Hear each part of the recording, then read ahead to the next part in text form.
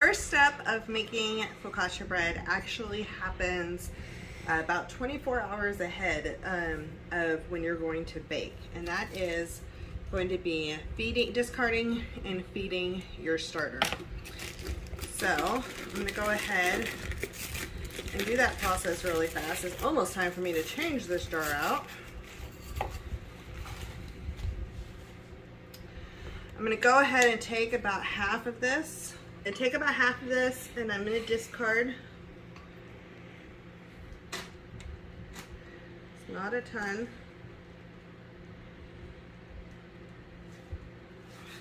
And then I'll go ahead and leave my spatula in the jar, turn on my scale to grams and make sure it's zeroed out. And then I'm going to go ahead and add in around 50 grams of water. It doesn't have to be perfect. Because I'm on city water, I live in an apartment, I am using bottled water. It's purified bottled water. And so I'm going to do about 50 grams. If I go slightly over, it's okay. I'll just do the exact same amount for the flour. And I hit 51 grams. So now I'll go ahead and zero that out.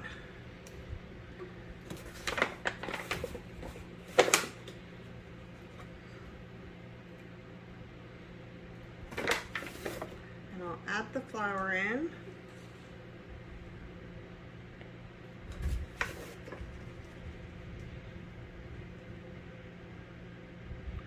Grams.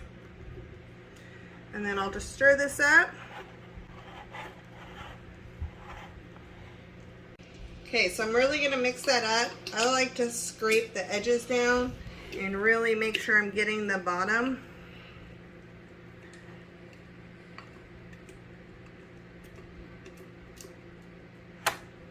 Okay.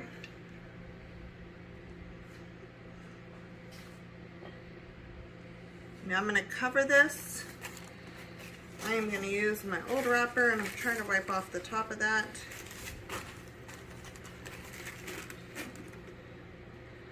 I'll cover this and now we will let this sit. It doesn't have to be 8 hours, 8 to 12 hours. It can be a little bit less. You want to see it double in size. Mine's pretty active. It'll be pretty close to double within about 5 hours. But we will be doing the starting this afternoon after dinner. Stay tuned, and we will be back as soon as this is done rising to actually start the dough tonight. Okay, so we are ready to start the next step. It is about 9 o'clock at night right now. I'm using this Artisan Sourdough Made Simple book, and I'm using the basic no knead focaccia recipe. I'm going to be doing a double batch tonight, so just know that as if you're going to follow these instructions, I am doing a double batch because it fits my big pan better. So I have my kitchen scale, and I'm going to put my bowl on it. It's about a 4-quart bowl, and I am going to start with adding in the bubbly active starter, and you can tell it's risen from this morning.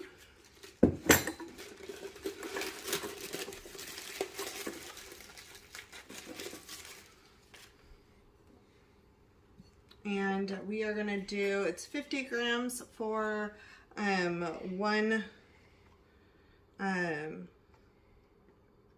recipe, and we're doing a double, so we're doing 100 grams.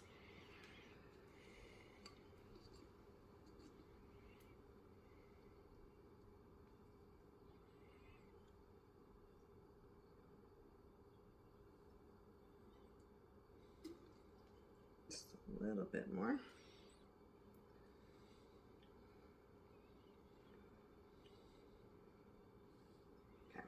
About 103, but that will be fine.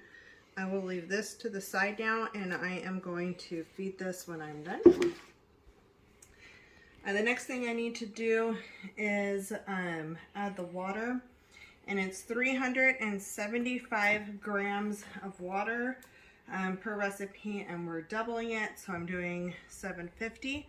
I did go ahead and zero the scale. This is cool water, so I took the water from the fridge, and then I still have my water from earlier, so I'll combine these two.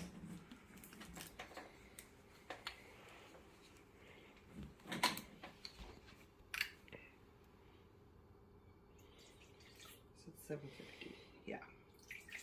Go.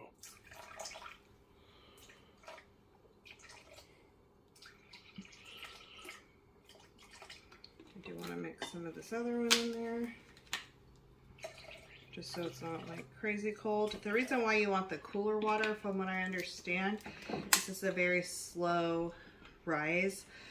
You don't want warm water because that will cause everything to rise faster. And we're not going to touch this for 12 to 18 hours. So we have a lot of time to let this rise.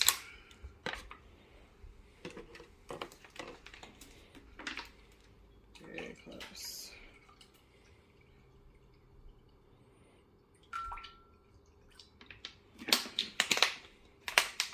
So now we have to add some honey. I am using a local blackberry honey because that's what I have, super liquid and close. I've used orange blossom honey. I have used all different types of honey, but you just want to use, I would start with an already liquid honey because you need to mix this in. If you don't have it already liquid, it's crystallized, then I would go ahead and warm that up because you want to make sure it breaks up easily in here. And I need to zero out my scale, and I need 20 grams of honey per recipe, so I am doing 40. So that's already 20.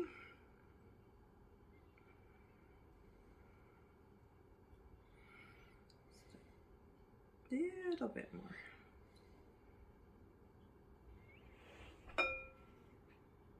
And that's 40.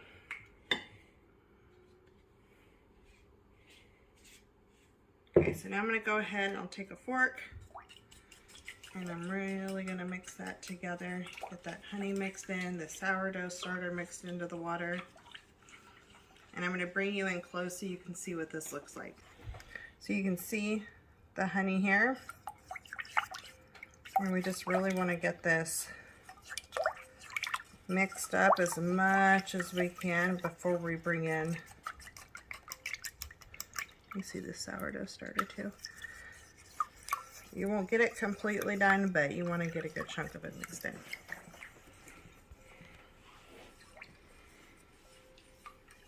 Alright, so at this point we're going to go ahead and add in the flour. It is, I don't want this to fall in, so I'm going to take it out for a second. It is 500 grams of flour per recipe, and we're doing 2, so we are going to do 1,000 grams. If I had a bigger bowl, I would do this in a bigger bowl, but this bowl works, a 4-quart bowl works for a double recipe of this, because it's a slow rise. It will go right to the top and then be done.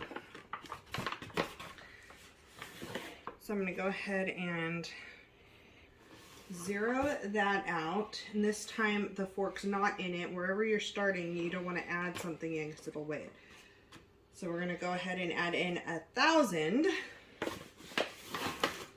grams of flour. I'm using bread flour. It says to use an all-purpose. I have used bread flour. I have used whole grain flour, like red, hard red wheat flour, and it's worked just fine.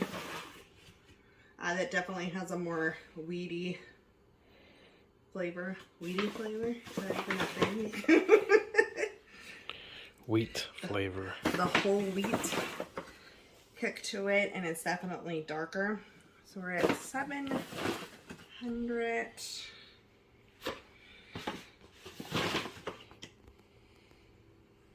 I used to do the measuring cup to try to see how close it was to the actual number of cups it says on here. I just do the weight. Anytime you're doing sourdough, just use the weight. The weight of the flour, how much flour you're going to get in a cup, is going to vary depending on how long it's been in the package, how much it's settled. All kinds of stuff actually affect that. And so you want to make sure that you're getting the actual weight that you're supposed to be getting. Okay, so we have 1,000 grams of flour, and now I need 9 grams per recipe, so I'm doing 18 grams of salt. This is sea salt.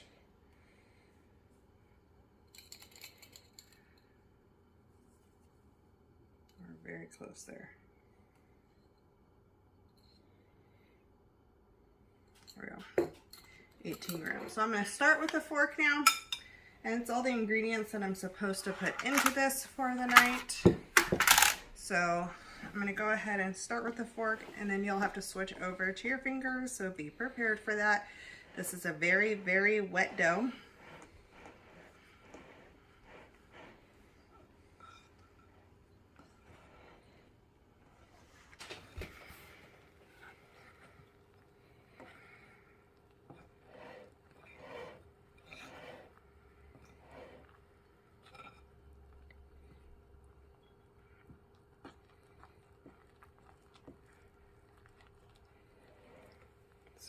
Actually really hard to mix this with a fork, so I'm just gonna go ahead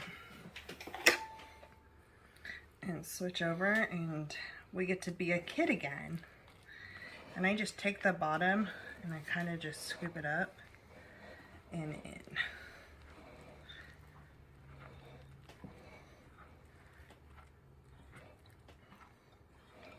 Always start with clean hands, obviously. And I'm kind of like pushing it into the center.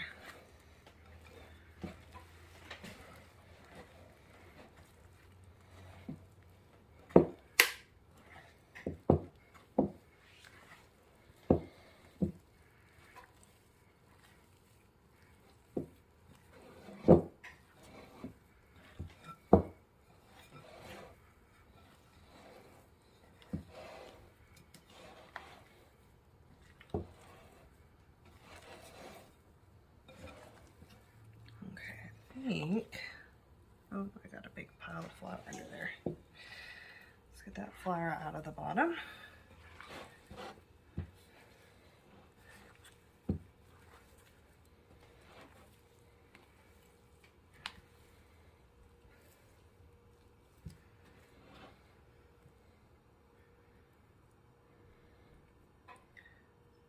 I will be right back. I am going to go wash off my hands really fast and show you the last little step for the night and go from there. So I'll be right back. Okay, so hands clean. This is about where the bowl is right now. This will rise up to the top and will be good for tomorrow. So what I need to do for the night is I just leave it in this bowl. It's going to stay like a shaggy dough like that. And I either use a tea towel or one of these flour sack towels.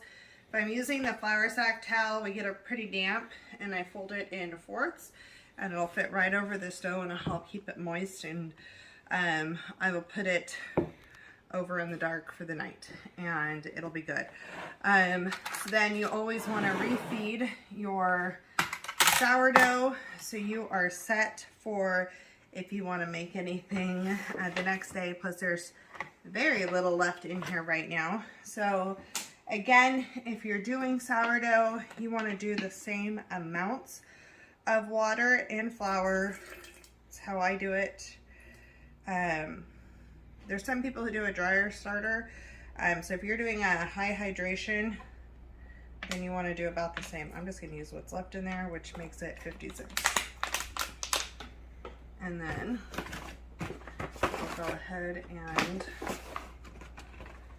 do 56.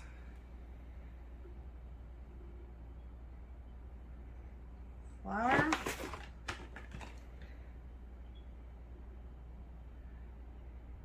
And then you will see me back here tomorrow, somewhere 12 to 18 hours from now. So my guess is close to lunchtime tomorrow. For the next step, I'm going to be by myself tomorrow, so I will not have a cameraman. So we'll see how that goes with the filming. But we get to decorate tomorrow. There's a few steps, and we're going to have some delicious bread. We'll see you tomorrow. So our dough has risen for about 13 hours, 13 and a half hours. And I'm going to pull the towel off. See, it's right up to the top of that. I'm going to use some avocado oil. You could use some olive oil. I'm going to put it in this large baking pan. I did a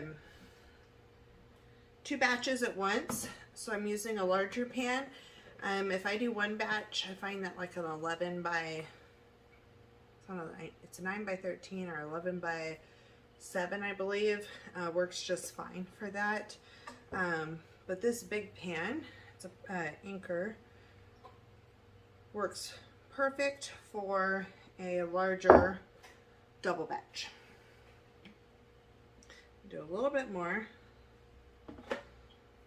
So again, I use avocado oil. It has a higher smoke point, and I just like it better. So I'm going to take this dough now.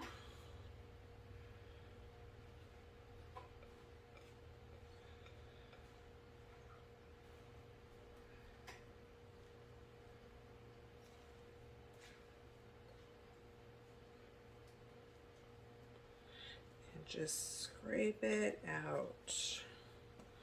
It's gonna sit in the oil,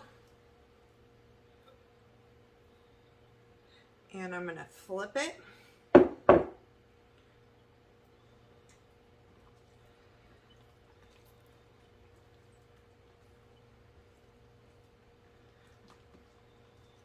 So it is totally coated with the oil.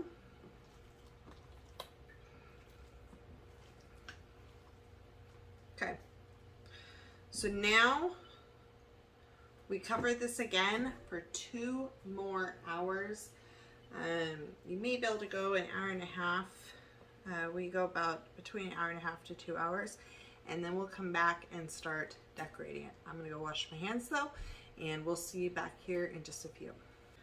Okay, so we're back. It's been about an hour and a half. I am going to, as soon as I'm done with this, I'm going to preheat the oven to 425. You can preheat it as soon as you start to decorate it. That way it's ready to go. I'm doing it just a little earlier than I want to, so I'm going to wait to preheat it. So I'm going to go ahead and open this up, and you can tell like I didn't have oil all the way across the top there, so a little bit stuck, but that's okay. And at this point, it should be pretty poofy. It's the best word for it. So I just want to get some of that oil from the edge up onto the top.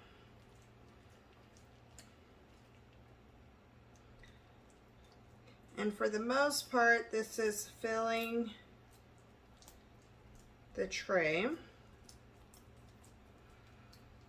Okay.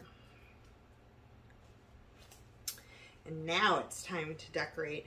So you can use all kinds of things to decorate this. You can do it as simple or as extravagant as you want. I really like nasturtium flowers. So I have nasturtium flowers, nasturtium leaves, some Thai basil, cherry tomatoes split in half, some peeled carrots. I have some fresh thyme, some chives. I have a snack pepper that is sliced up, and some red onions. We're going to use this to decorate today. Yeah, let's see.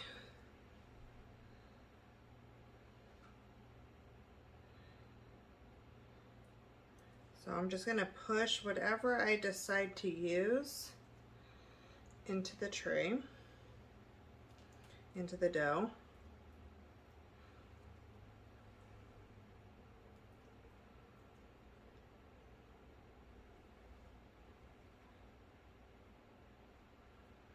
Anything like this is a super strong flavor, like this Thai basil.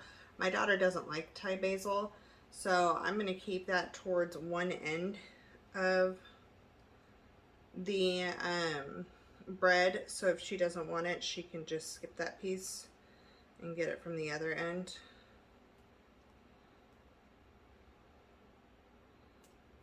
I'm going to separate these out a little bit.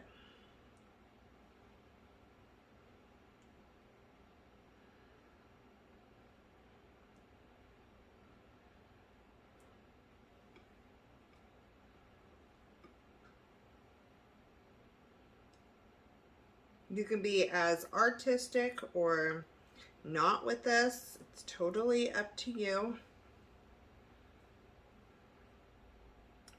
The picture in the cookbook, I'll show you that here in a second. It is just here. It is just some rosemary sprigs, some garlic cloves, and that's it. So you could do it as simple as that, or you can go super decorative. Totally up to you. I want to get some bigger shoots up from the chives.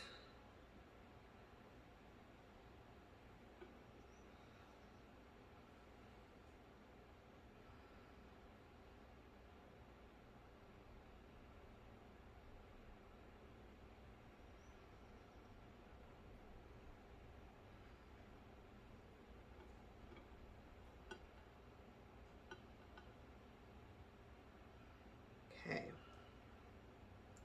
so got that on. Now we can start popping in some nasturtiums. One of my favorite things is the nasturtiums. I really love how these turn out when they are baked.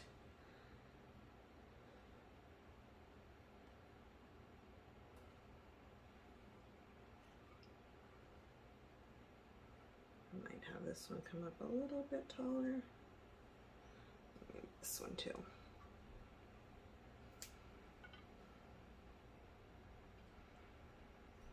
So nasturtiums can be pretty peppery, and when you bake them, that pepper taste goes away. So I like to take the carrots and just roll it up, and it creates like this little rosette looking thing, and you can just pop that straight in. And I think that adds a really pretty pop of color. Again, you can do as little or as much as you like. I have never done the nasturtium flowers on this, so I'm excited to try that. I've had them in my salads, but I have never had them in the bread. So I'm super excited to try that. We did the carrots over Easter, and they tasted so good on the bread. So I know my daughter will be very excited to have these again.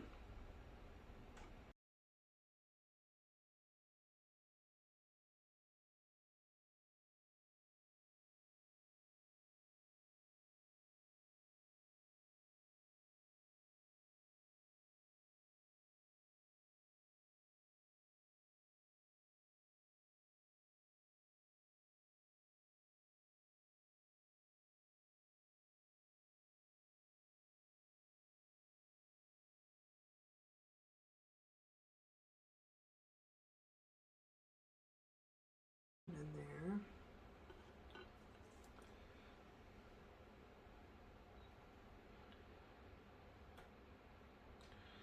So I'm going to go ahead and just pop that whole flour on here.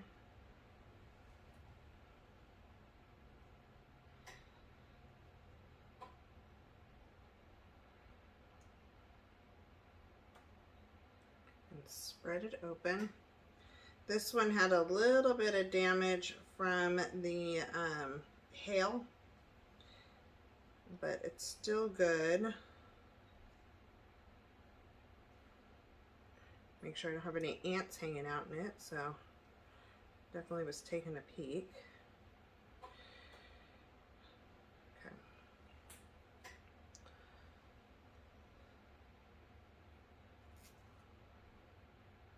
Do some bell peppers.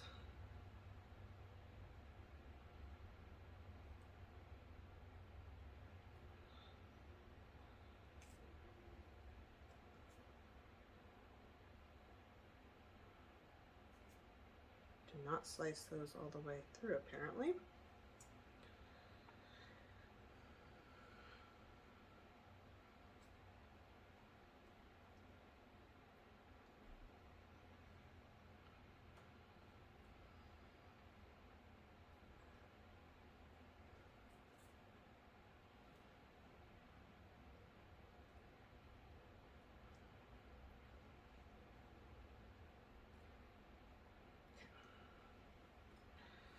And then we'll pop in a few of these cherry tomatoes and really push those in.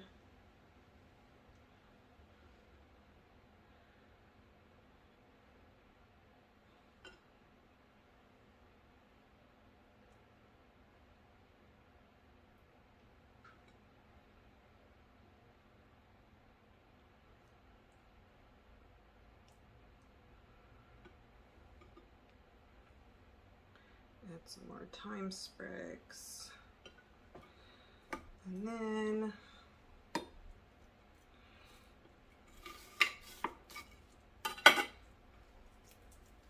then just a little bit of red onion. Again, this is another one that's not my daughter's favorite thing, but what's nice about this is she can pick out whatever she doesn't necessarily love. And I can create beautiful art with it.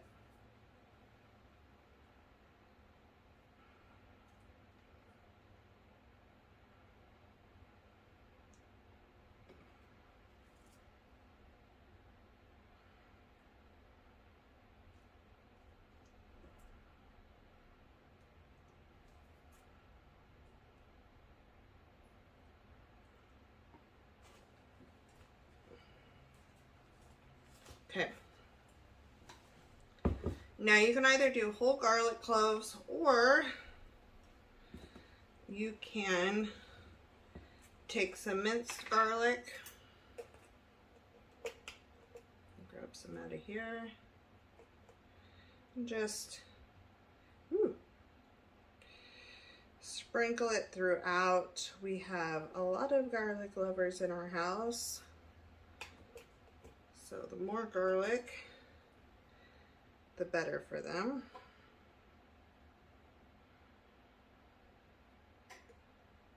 It's like bread confetti. And then I'm going to use this Celtic Flower of the Ocean sea salt. It's more flaky. And I'm really just going to sprinkle across the top. And then we'll take this and we'll bake this at 425 to 30 minutes. Sometimes I do 35. It just depends. So I'm going to bring you in and let you see this up close. And then I'm going to get the oven preheated and get this popped in there. And we'll be back when it's done. It's been 30 minutes and it is done. It's beautiful. It needs to cool. I'm going to pop in a picture of what this looks like really close up for you so you can see that right here. And you'll notice that the tomatoes kind of look like they're sinking in and so forth. As this cools, they'll even sink in more and create bigger dimples inside the dough. So you want to let this cool all the way, and then you can slice it up and serve it, and everybody gets to pick kind of which pieces are the ones that they want to eat, the ones that have the herbs or vegetables that they want. So I hope you try this out. Again, this recipe is from the Artisan Sourdough Made Simple. I highly suggest this book. Whispering Willow originally is who I heard about this from, and I have been able to make quite a few recipes through here very easily. It has made it foolproof. Just make sure you get that kitchen scale and you'll be good to go. So I'd love to hear what recipes you've tried. If you tried to make focaccia, what are some of your favorite toppings for focaccia bread? And you guys have a blessed day, and we'll see you next time.